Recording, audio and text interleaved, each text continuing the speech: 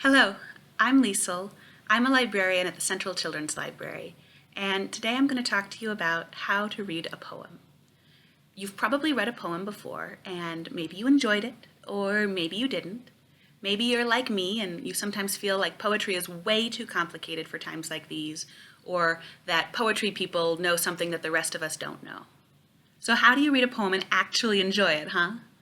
First of all, it helps to start off feeling a little curious, a little unsure. You're not supposed to read a poem and know exactly what it's going to mean or how it's going to work before you read it. Be willing to follow the poem where it goes. A poem isn't supposed to be easy, but it's not supposed to be a secret language either.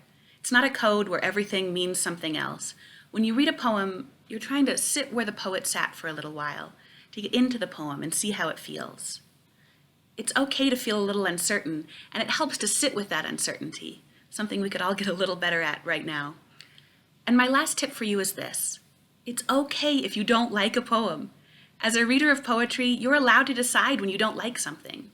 Just like with books or with movies, you're going to really like some poetry, and some poetry you're not going to like at all.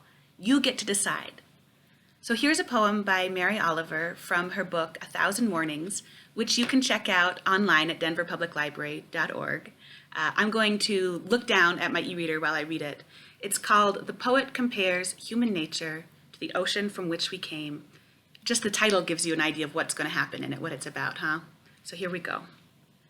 The sea can do craziness. It can do smooth.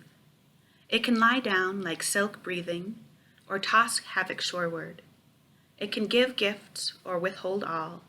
It can rise, ebb, froth, like an incoming frenzy of fountains, or it can sweet talk entirely, as I can too, and so, no doubt, can you, and you. So that's it, that's that poem. What do you think it means? How do you think it works?